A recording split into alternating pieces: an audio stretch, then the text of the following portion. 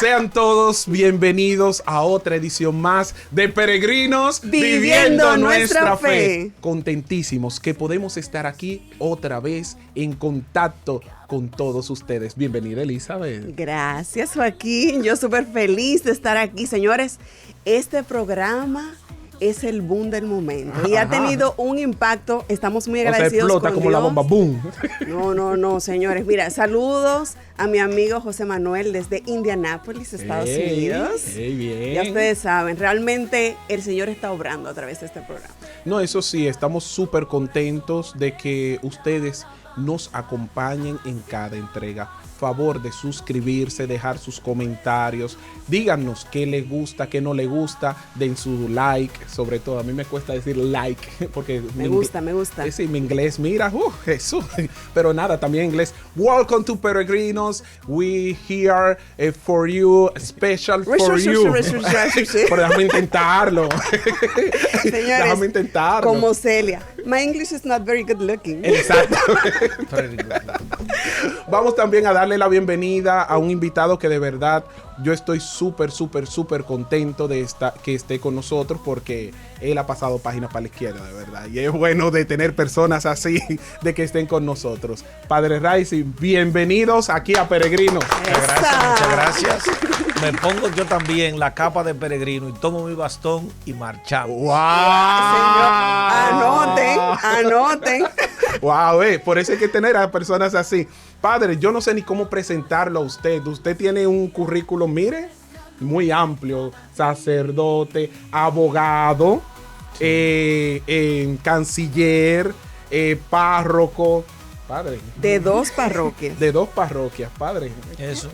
Bueno, saludo nueva vez y agradezco la invitación a este espacio de comunicación, este espacio de intercambio de la fe. Y bueno, sí es verdad, tengo muchas cosas, pero me ayuda el Señor. Y yo pienso que lo más importante que tengo son las 2 parroquias que están en la zona norte de Higüey, en el barrio San Antonio de Padua, en el barrio Antonio Guzmán, y la parroquia es San Antonio de Padua. Y luego cruzamos el río Duey y entramos en esa zona que se llama Villacerro. Ay, que usted está de un lado del río y del otro lado. Exactamente. Y bueno, Villacerro es una zona privilegiada de Higüey porque está en el enclave de la confluencia de los 2 ríos de Higüey, que es el Duey y el Quisibaní. Entonces ahí en ese centro está la parroquia Espíritu Santo. Wow. Y bueno, ahí hay mucha gente, hay mucho dinamismo y hay que conocer ese Higüey también. Padre, pero entonces la frase que dicen, usted tentó hasta en misa. Exacto. ¿Va con usted, padre? Yo creo que va conmigo, Y yo espero que no se me aplique el que mucho abarca, poco aprieta. Bueno, padre. Que no se me aplique eso. Pero lo de estar en misa sí. Eso sí.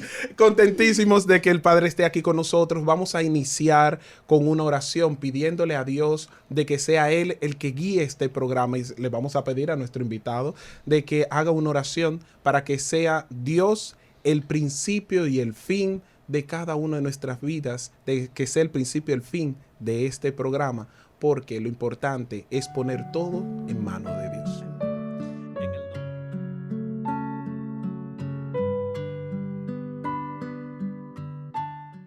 En el nombre del Padre, del Hijo y del Espíritu Santo. Amén. Danos, Señor, tu Espíritu para que cada palabra sea inspirada por ti. Concédenos ser fieles al llamado que tú nos has hecho. Concédenos vivir alegremente el don de nuestro bautismo y que a todos podamos hablar de ti, que eres el camino, la verdad y la vida. Todo esto lo pedimos por Jesucristo nuestro Señor. Amén. En nombre del Padre, del Hijo y del Espíritu Santo. Amén. Amén. Señores,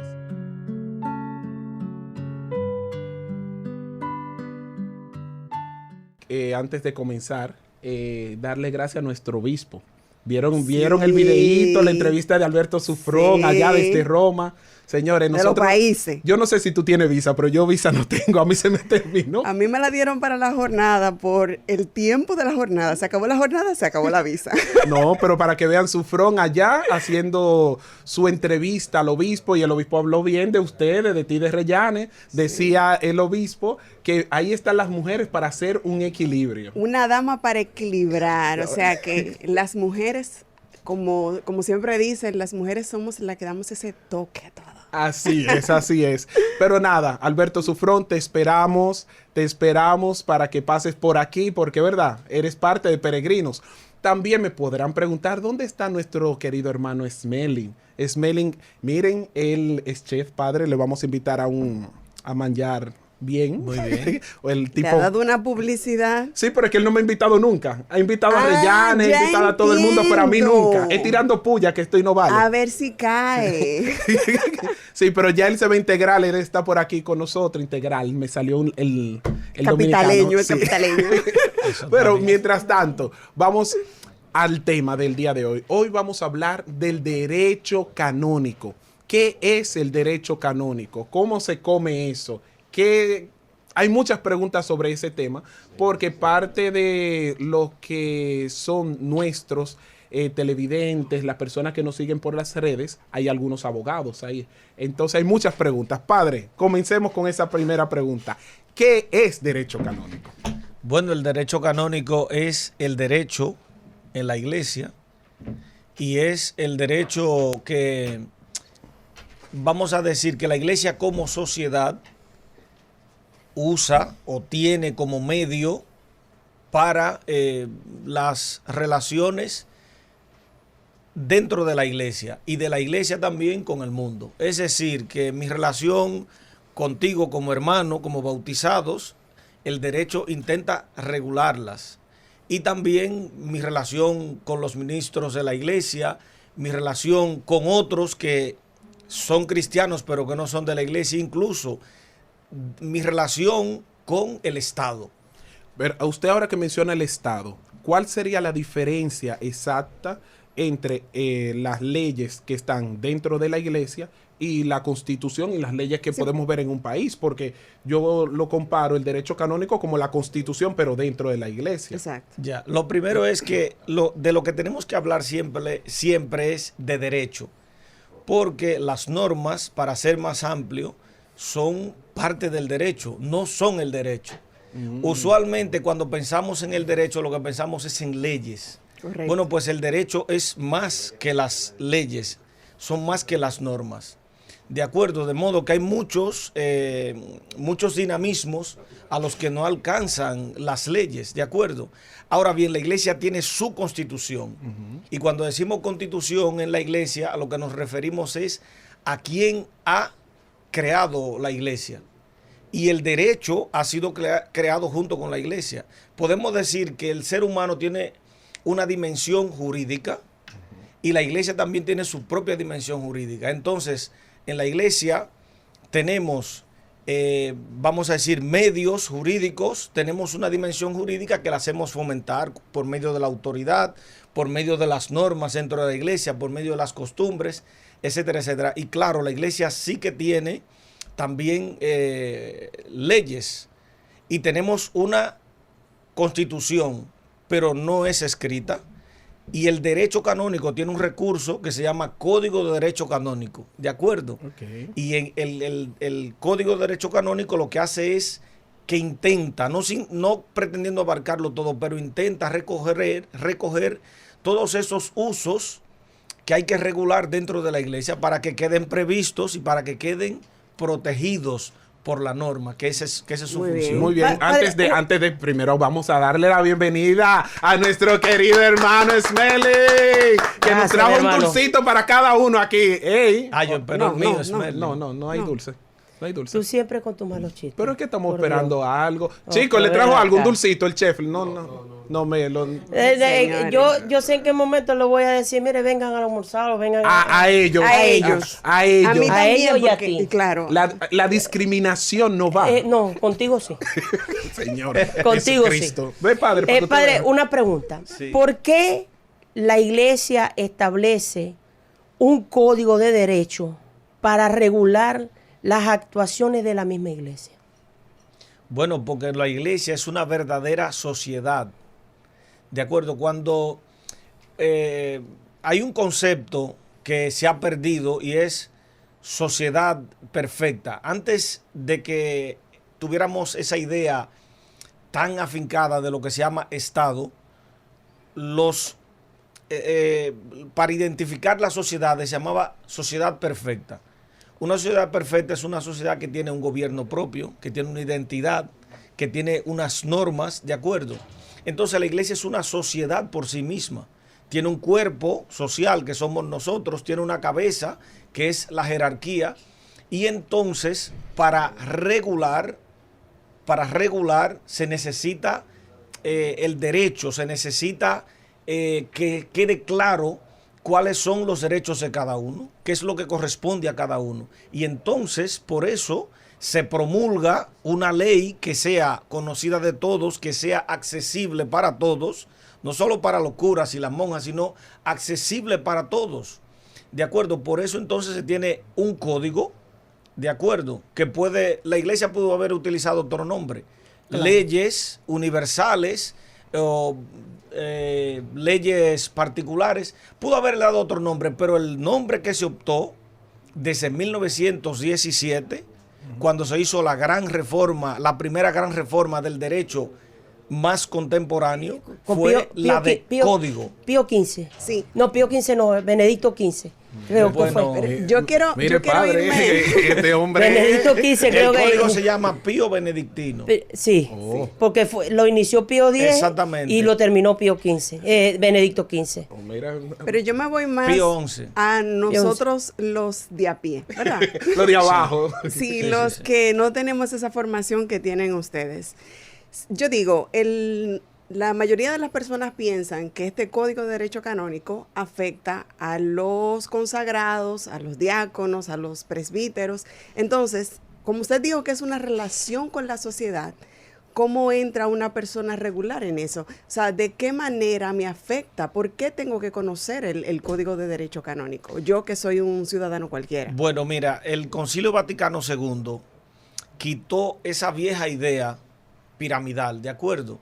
En la que se entendía que los que eran eclesiásticos eran la iglesia. El concilio derrumbó esa imagen, porque eso era solo una imagen. Y entonces ha constituido la idea de pueblo de Dios, para decir que todos los bautizados somos iglesia. ¿De acuerdo?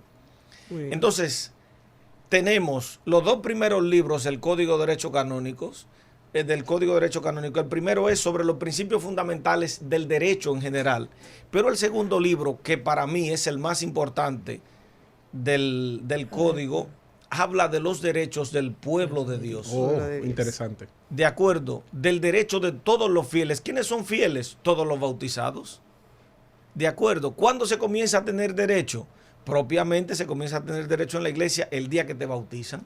Cuando nacemos en la iglesia. Exactamente. Ya hay unos derechos precedentes, ¿de acuerdo? Porque incluso el que entra en relación con la iglesia, de alguna manera, aunque no sea bautizado, al entrar en relación con la iglesia ya hay un dinamismo jurídico ahí que le hace tener unos derechos y también responder a unos deberes. Por ejemplo, padre, en el caso de que un católico contraiga matrimonio con un no católico, ese no católico también entra dentro de la jurisprudencia de ese código. Ok, ¿Eso sí? Jurisprudencia, ¿qué es eso? Bueno, vamos a decir jurisprudencia. Jurisprudencia es un concepto jurídico amplio que va más allá del derecho. Y ahora mismo, por ejemplo, en el derecho, en la cultura jurídica actual, jurisprudencia se refiere a las decisiones de los tribunales, ¿de acuerdo? Okay. Pero a lo que tú te refieres a la jurisdicción de ese código. Bueno, padre, de acuerdo, no sí. Pero precisamente estamos aprendiendo. para eso tenemos el derecho, que el derecho prevé que un católico se pueda casar con un no católico, es decir, con un bautizado en otra iglesia que no sea católica, pero también se puede casar con uno que ni siquiera sea bautizado. Entonces, cuando ese se decide casar con un católico, inmediatamente el derecho tiene un sistema para que esa persona responda a unos deberes respecto de la persona con la que se va a casar y también para que le sean protegidos unos derechos que le son propios, ¿de acuerdo? Padre, pero mire, unos hermanos separados dicen que nosotros solo nos tenemos que regir por lo que es la Biblia. Entonces, la pregunta es, ¿por qué tenemos en la Iglesia Católica esto que es el derecho canónico si supuestamente, según dicen nuestros hermanos separados, que solamente tenemos que tener la Biblia, leer la Biblia y cumplir lo que dice la Biblia? Entonces, aquí estamos hablando de otro libro más. No, no es otro. Bueno, la Biblia es palabra de Dios, o sea, no vamos a comparar una cosa con la otra, no. Pero la vida de la iglesia no deja de estar regida precisamente por la palabra de Dios. Y el derecho canónico tiene precisamente la palabra de Dios en sentido amplio, no en el escriturismo. La tiene como fuente. De acuerdo, porque el derecho canónico es una ciencia jurídica, de acuerdo, pero tiene como fuente principal la revelación, de acuerdo. La primera fuente normativa es la divina, de acuerdo, está la ley natural y está también la ley divina. Y Dios ha querido expresarnos su voluntad. Y la voluntad de Dios es cómo debemos vivir precisamente por medio de la palabra, pero no la palabra desencarnada, la palabra de que cada uno haga y piense y diga lo que quiera. Lo que está pensando en la Sagrada Escritura, según lo que ellos piensan. Exactamente. Y vuelvo a otro detalle interesante. El derecho no contradice jamás la palabra de Dios, imposible. No la va a contradecir. Lo que hace es precisamente que ese hacer las cosas de acuerdo a lo que Dios quiere sea más fácil. Es decir, el derecho canónico, el código de derecho canónico, lo que hace es ayudar a entender más las normas y los conceptos que están en la Biblia. Por ejemplo, hay unos criterios que dice San Pablo, que entonces el derecho lo desarrolla muchísimo, que es el privilegio paulino, que cuando un creyente se casa con una no creyente o con un no creyente, hay que, precisamente lo que tú has preguntado, hay que poner unos criterios, hay que privilegiar la fe y defender la fe del creyente, ¿tú te fijas? Entonces hay otro privilegio también de los que habla San Pedro en sus cartas que se llama el privilegio paulino, petrino, que está precisamente para defender la fe del creyente que tiene una relación matrimonial previo a su fe. Me doy a entender. Entonces, el derecho no va a contradecir nunca la palabra de Dios. Y yo les insisto, hermanos, es que el ser humano tiene una dimensión jurídica natural. No vivir de acuerdo con el derecho es perder la esencia de nuestro ser eminentemente social. Y es que ya desde los pensadores más antiguos se ha dicho que el ser humano es un animal social, que somos racionales y por ser racionales somos sociales y no vivimos siempre en la guerra continua y arrebatando cosas. De acuerdo, porque muchas veces esa idea de que la palabra de Dios lo dice todo también es decir, yo interpreto la palabra de Dios como yo quiero y la utilizo para defenderme de ti y para imponer mi pensamiento y mis ideas. Ahí es donde caen los hermanos protestantes, donde como ellos interpretan la Sagrada Escritura como les dé la gana. Entonces, no, hay que decirlo así. Hay que decirlo por la calle en medio. Como entienden, como le den la gana. Y como le da la gana, quieren someter a la gente a la voluntad que ellos creen. La tradición canónica, jurídica, más alineada con el mundo protestante, ¿no? Tiene una idea que le quita autonomía a la iglesia y que entrega la independencia de la iglesia a las leyes civiles. ¿De acuerdo? Entonces, esas son tradiciones que se van alejando un poco. Ahora, de hecho, el mundo protestante comienza a ver mucho hacia nuestro derecho. Por ejemplo, ahora mismo hay en boga una situación interesante y es la revalorización de los concordatos. Eso mismo le quería preguntar. Allá iba yo una pregunta. Momento. Íbamos para allá todos. El tema es que hay una revalorización del concordato porque los derechos fundamentales consagrados por el ordenamiento jurídico de nuestro país dice que todo el mundo tiene libertad religiosa. Que hay que respetar la libertad religiosa. Bueno, y de ese respeto a la libertad religiosa también hay, de alguna manera, y no quiero que se malinterprete, hay unos privilegios que se deben concertar Pero ¿qué sucede con esa necesidad de concertar esos privilegios? Que cuando tú no tienes estructuras y cuando tú no tienes criterio hacia dónde seguir, entonces no puedes recibir los beneficios del orden, de la organización, de tener claro hacia dónde vas y lo que tú piensas y puedes pedir. Disculpe que le interrumpa, padre. Como este programa lo hacemos con la intención de educar, vamos a responder la pregunta: ¿qué es el concordato? ¿Por qué? Porque hay personas que dirán de qué están hablando. ¿Cómo podemos definir el concordato y en qué consiste este concordato, este acuerdo? ¿Quiénes fueron parte de ello?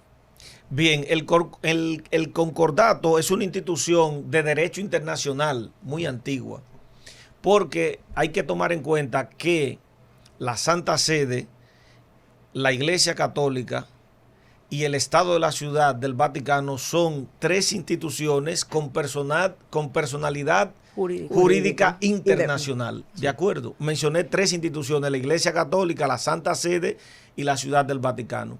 Entonces, desde hace muchos siglos, la Iglesia viene firmando acuerdos de carácter internacional y esos acuerdos son de cooperación siempre. El primero de la edad moderna que se recuerda, porque ya ha habido antes, de acuerdo, con otros nombres, pero ya ha habido otros acuerdos antes. El primero que se recuerda es el concordato de la Iglesia con el emperador Napoleón, con la Francia postrevolucionaria, de acuerdo, que todavía, por ejemplo, en la Alsacia-Lorena. ¿En qué? En la Alsacia-Lorena, que es una región que tiene cierta autonomía en el norte de Francia y que tiene cultura alemana, cultura francesa, que es interesantísimo, todavía rige ese concordato. Bueno, pues a partir de ahí, los estados modernos y postrevolucionarios pues fueron viendo los beneficios que tenía acordar su relación con ese ente de carácter internacional que era la Iglesia Católica en ese momento. Es decir, el Estado con la Iglesia Católica. Muy bien. Luego del inicio del siglo XX pasado, pues también eso se volvió a renovar por los acuerdos de Letrán que dan vida al nuevo Estado Vaticano, ¿de acuerdo? Y los diferentes países comenzaron a hacer acuerdos para regularizar su relación con la Iglesia Católica, que es de muchas ventajas. No hay que pensarlo de privilegios, sino de ventajas. Ventajas para el pueblo. Exactamente. Vi que la nuestra, padre, perdone, se hizo con el presidente Rafael Leónidas Trujillo en 1954. Sí. O sea, que realmente tiene bastante tiempo. Hay que tomar en cuenta que la Iglesia... Espera, un segundo. Él hablaba de la actualización de ello. Hay que tener en cuenta que la institución que más amplitud tiene y llega más abajo es la Iglesia. Sí. Y por eso que muchos gobiernos hacen ese concordato, porque reciben ayuda de la Iglesia y garantía hacia el pueblo. Pues termino de decirle, en ese dinamismo de antes de la guerra, de las dos guerras mundiales y posterior a la Segunda Guerra Mundial, pues República Dominicana decide unirse. Ponerse a la altura de los estados organizados y firma un concordato. Eso no se trata de que haya sido Trujillo, señores. No, yo digo por el tiempo. No, pero es el tiempo. Pero que la gente dice, es un acuerdo de Trujillo, pero eso es un argumento falaz.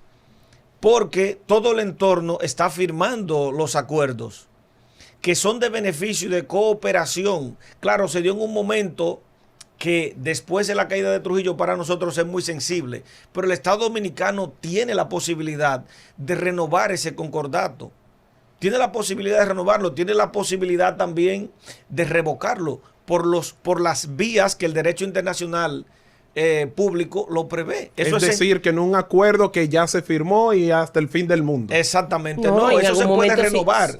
Y eso da muchos beneficios en lo que se refiere a la administración del Estado. Por ejemplo, miren, para las ayudas y subvenciones que se dan a la iglesia, nosotros tenemos una sola vía de trámite. El Estado no tiene que estar dialogando con cada párroco, con cada obispo, con cada monja, con cada asilo, sino que nosotros tenemos un medio de cómo canalizar las cosas. Y yo les aseguro que esa canalización tiene mucha transparencia porque la permite precisamente el acuerdo respecto de la personalidad jurídica de las diferentes instituciones católicas. Un colegio católico no es que a uno se le ocurra iniciar un colegio y comenzar a ir por las instituciones públicas recaudando requisitos. Es que nosotros tenemos un instrumento que le da personalidad jurídica y ya el Estado Dominicano en el concordato dice, yo reconozco esa personalidad jurídica que la Iglesia Católica le otorga a una institución que le es propia. Claro. ¿Y quién representa y quién tiene la autoridad para dar esa personalidad jurídica? El obispo. Ah, ok. Y una cosa, y también tiene el concordato, establece en la parte de la salud. Bueno, el concordato tiene una serie de vamos a decir, prerrogativas, elementos de acuerdo, y propiamente no tiene lo de la salud, pero se puede desarrollar. De acuerdo, nosotros tenemos un déficit institucional en República Dominicana y es que se hacen las leyes y luego nos cuesta crear la instrumentalización de aplicación de las leyes. Okay. De acuerdo, y entonces también tenemos un problema de falta de continuidad de Estado. Hoy tenemos un oficial civil que toma unas decisiones autónomas, de acuerdo, no tomando en cuenta lo que hay previo, y mañana tenemos otro que vuelve a lo original, pero pasado tenemos otro que dice, no, eso no se puede hacer así. Tenemos ese problema. Y viene retrasando todo el proceso. Pero, exactamente, pero ese es un instrumento positivo. Ahora viene respecto de las otras instituciones no católicas, religiosas no católicas, que ellos están observando cómo es el funcionamiento, cómo es el estatuto que establece el concordato para aprenderlo para sus propias instituciones. Y hay países como España, por ejemplo, que tienen, a partir de la experiencia del concordato, tienen una ley general de lo religioso. Un ejemplo de eso puede ser los matrimonios, porque cuando una persona se casa en la Iglesia Católica, le quita... lo primero es que cuando una persona se casa en la Iglesia Católica ya tiene las consecuencias civiles del matrimonio, pero eso, ¿en qué ayuda al Estado?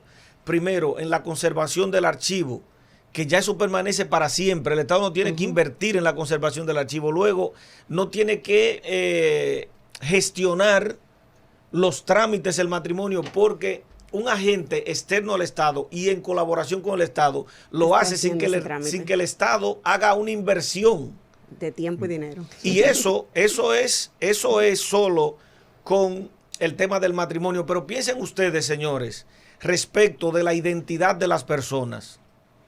La Iglesia le ahorra en investigación, en documentación, en archivo, millones y millones de pesos cada año porque la Iglesia conserva su archivo íntegro desde la colonia hasta acá. Wow. Y una persona puede identificar a sus abuelos que murieron hace 100 años sin ninguna dificultad en un trámite que a veces cuesta 15 minutos. Bueno, de hecho hay que saludar al padre Juan Lacay, que está dedicado a tiempo completo a la preservación del archivo de nuestra diócesis. Señores, vamos a darle un aplauso al padre Juan Lacay, un hombre que de verdad se ha dado la vida por el evangelio, por la diócesis, exorcista. 35 años aquí. Wow. 35, 40. Mucho más, 45. 45 Quisiera años. Yo llegar Ese es más dominicano que nosotros. Eso sí, eso sí. Pensando que yo no soy dominicano, pero... porque ya él dijo nosotros. Llegó aquí primero que yo. Imagínense. Una pregunta, padre. Sí. ¿Existe alguna incompatibilidad con las leyes de un Estado y el derecho canónico? Sí, hay un criterio que establece un canon con precisión que está en el libro quinto, que se refiere al tema del derecho patrimonial, que es el equivalente al derecho civil. El derecho patrimonial en la Iglesia es el equivalente al derecho administrativo o el área administrativa del derecho en lo civil. Bueno, esos son criterios un poco muy jurídicos, pero lo que establece es que todo aquello, para asuntos, por ejemplo, para lo contractual y para lo inmobiliario, por ejemplo, todo aquello que no afecte el derecho divino y contradiga precisamente el derecho de la Iglesia, queda admitido en esa área, ¿de acuerdo?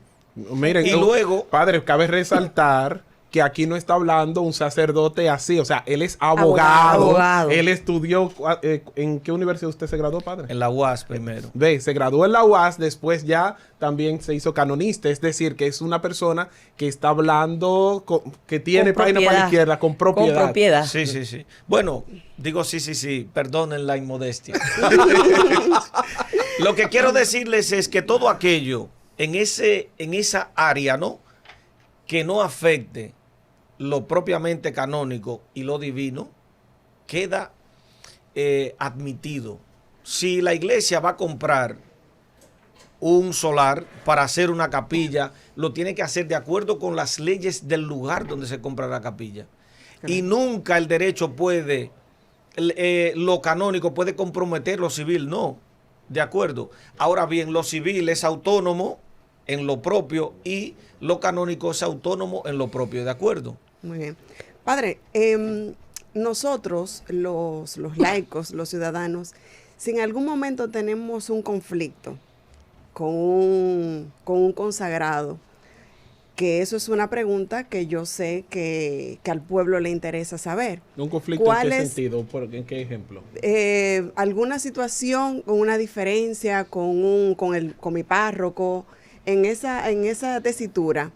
¿Cuál es la vía para canalizar? Ya que si estamos hablando de derecho, quiere decir que la iglesia tiene las vías para evaluar una situación particular y, si es necesario, poner en disciplina al que corresponda. O sea, bajo esas circunstancias que se pudieran dar, ¿cuál es la vía para canalizar esa situación? Bueno, en la iglesia hay poderes, como sociedad hay poderes como lo hay en el Estado. El obispo concentra la función siempre principal. El obispo es padre y es también juez. Entonces, siempre que haya una situación que dirimir entre fieles, aunque uno de los dos sea un consagrado o un ministro de la iglesia, el obispo tiene el deber de responder en esa diferencia que hay entre ellos. Y tiene el deber también de imponer disciplina a quien justamente lo merezca. ¿Cuáles disciplinas puede imponer el derecho canónico, el obispo, apoyándose al derecho canónico que se le puede dar a un sacerdote o a un laico? Bueno, ahora precisamente el derecho canónico ha hecho un avance tremendo respecto de lo penal, que antes los laicos prácticamente solo eran afectados por temas de excomunión. Pero ahora hay delitos, y especialmente cuando los laicos tienen responsabilidad dentro de la iglesia. Imagínense el tema de las últimas 2 décadas, que es el abuso de menores. Entonces, si hay laicos que transgreden, por ejemplo, ese delito tipificado en la iglesia, entonces ese laico puede ser condenado, ¿de acuerdo?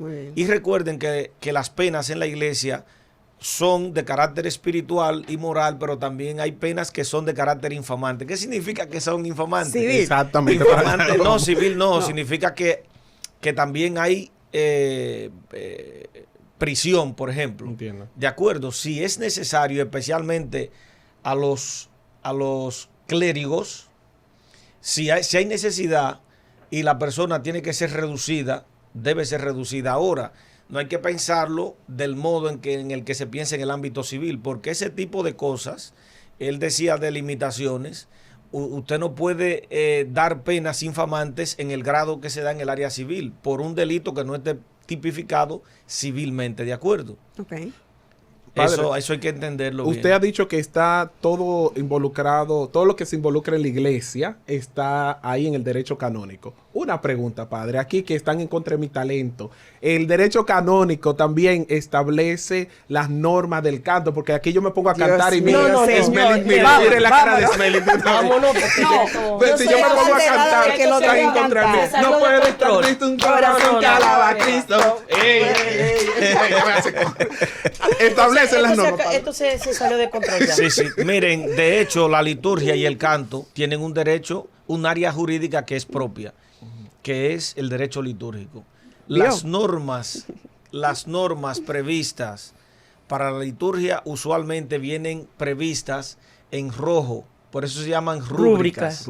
De acuerdo, entonces no son estrictas como las leyes de carácter penal, porque las leyes de carácter penal son estrictas, ¿de acuerdo?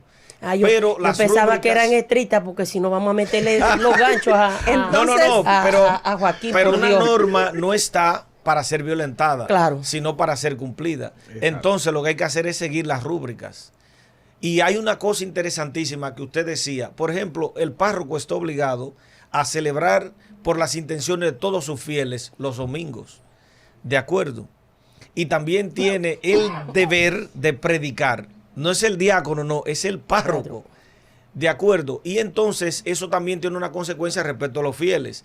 Para que la gente entienda esto, que la gente pone todas las intenciones en misa de domingo. Sí. Durante la semana no tenemos intenciones prácticamente, pero entonces el domingo estamos hasta aquí. Padre, espérese, que voy a decir para que la gente lo entienda.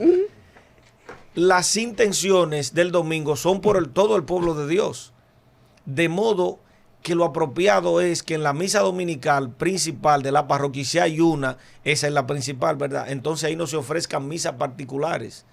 Que usted tiene que ir lunes, martes, miércoles, jueves, viernes y sábado a poner sus intenciones, porque el domingo es para todos. ¿De acuerdo? Señor, y entonces, de las intenciones de misa, las intenciones de misa no son del párroco, o sea, los dineros que se dan ahí no son del párroco. ¿De acuerdo? ¿Qué marca el derecho? El derecho dice que una intención es el párroco y las otras 20 que se ponen son de la parroquia. Padre, pero una cosa, en ese mismo tenor, yo había escuchado de que un laico, una persona que no va a misa el domingo es pecado. ¿Establece eso el derecho? Bueno, el derecho lo prevé, la celebración dominical, claro, pero eso es un tema de la ley de Dios, que hay que guardar la fiesta del Señor. En el tercer mandamiento de la ley. Voy a agregar algo también, que como usted hablaba de la regulación de la liturgia, normalmente en las parroquias a veces uno quiere integrar cositas, en medio de la misa hacer una danza en el santo y hacer un merengue y todo ese tipo de cosas. Bueno, eso yo me imagino ¿tú te imaginas un Toño Rosario? Señor Jesús. No, yo estoy exagerando, pero usted sabe que los fieles siempre queremos hacerle un adorno a la misa. Ser creativos de más. Entonces, eso también decirle al pueblo que está regulado y que no fue que el sacerdote, el párroco se lo inventó. No, y también es que la gente tiene que ir a la iglesia. El domingo, hermanos, tiene que ser celebrado como domingo. Y no todo hay que meterlo en la misa, porque ese es el gran problema. Que es que queremos, esto no es de derecho canónico, pero es un tema pastoral necesario. Padre, tengo una pregunta. Esas actividades lúdicas, esas presentaciones, esa danza y esa cosa, saquen media hora después de misa y preséntenla fuera de la misa. O preséntenla antes. Porque es que no se puede meter todo. Joaquín en vivo. No se puede meter en todo. Dentro de la misa. Joaquín, señores. ¿Entendiste? Sí, pero el padre no está en contra de mi talento. Él me está diciendo que yo puedo cantar. Pero hay que buscar cuándo. No, porque una cosa es que cante malo y otra cosa es que cante en la misa. Padre, él no me ayuda. Padre, una pregunta. Usted dijo algo clave ahorita. Y lo voy a hablar como diácono. Que es que habemos diáconos que nos disgustamos porque el Padre no nos da ese privilegio de predicarle al pueblo. Y yo digo, pero si está el párroco, mi hermano, es el párroco el que tiene que hacer eso, porque él es el que preside. Y bueno, usted tiene que ubicarse en su tiempo y en el espacio. Una pastilla de Ubicatex 500. No, yo la voy a traer para acá, para que siempre esté presente aquí en el programa. Pero el padre lo dijo muy bien, de que si está el sacerdote sí, es la cabeza. Pero ¿qué pasa? ¿Y por qué eso pasa dentro de la pero iglesia? una pregunta ahí mismo. ¿Y si el sacerdote le da la palabra a un diácono fuera del domingo, está fuera del derecho canónico? Bueno, es que durante la semana no es obligatorio predicar. Ok. De acuerdo. Y lo que el diácono sí puede predicar, pero lo que no debe convertirse es en un uso que en vez de predicar, el sacerdote que preside la celebración predique el diácono. De acuerdo. Entonces, sí en ausencia del sacerdote, que predique el diácono. Okay. Pero si este sacerdote no necesariamente tiene que predicar. Y yo insisto que el párroco tiene el deber de predicar los domingos. Padre, usted es un hombre súper ocupado porque el padre, también como decíamos, es el director de Radio Callacoa. Entonces es una radio que está también a nivel del este. ¿Cuándo nos va a dar espacio allá en Radio Callacoa? No, ya, mira, estamos transmitiendo a través de Cool FM 106.9. Los viernes podemos transmitir. Pero vamos a retransmitir a través de Radio Callacoa. Exactamente. Padre, unas palabras ya para finalizar. De las personas que no conozcan el derecho canónico, las personas que no saben estas leyes, ¿dónde pueden encontrar este libro? ¿Dónde pueden encontrar estas informaciones? Bueno, el código está en las redes, está en internet, en la página del Vaticano, en vatican.va, hay una sesión que tiene documentos importantes y ahí está el código de derecho canónico. Si usted quiere comprarlo, como puede comprar cualquier otra ley de dominio público, usted va a una librería católica que usualmente están ahí y usted se compra su código de derecho canónico. Es importante tenerlo, como se tiene el catecismo. Como el de Baldón. Padre, pero porque la verdad de Baldón. No, pero en las librerías, en las librerías comunes y corrientes donde venden libros para universitarios, también se consigue también, sí, claro que sí. El derecho canónico. Claro que sí, claro que sí. Padre, muchísimas gracias de verdad por acompañarnos y por aclarar tantas dudas que teníamos sobre el derecho canónico, y a ti que has estado ahí viéndonos, acompañándonos. Primero, no se te olvide de darle a suscribir, que es muy importante, y darle me gusta y también dejar tu comentario. ¿Qué te ha parecido este episodio? ¿Qué quieres ver? ¿Qué te ha parecido que Smelling venga aquí, no nos brinde nada de comer? ¿Qué te ha parecido a todos menos a Joaquín? Gracias, sobre todo. ¿Qué te ha parecido que me hagan bullying porque no me dejan cantar? Pero nada. No, y no vas a cantar. Mientras yo esté aquí en este programa no vas a cantar. Está en contra de mi talento, pero nada. Favor, suscribirse, favor de estar en sintonía con nosotros y sé parte de esta familia. Vamos a compartir estos videos que edifican, que son parte de nuestra iglesia, que son parte de la comunidad. Muchas veces, y he repetido muchas veces y lo seguiré repitiendo, encontramos videos para reírnos, para llorar, para comentar muchas cosas, y aquellas cosas que nos edifican las dejamos a un lado. Sé partícipe de la evangelización digital, porque esto es Peregrinos Viviendo Nuestra Fe.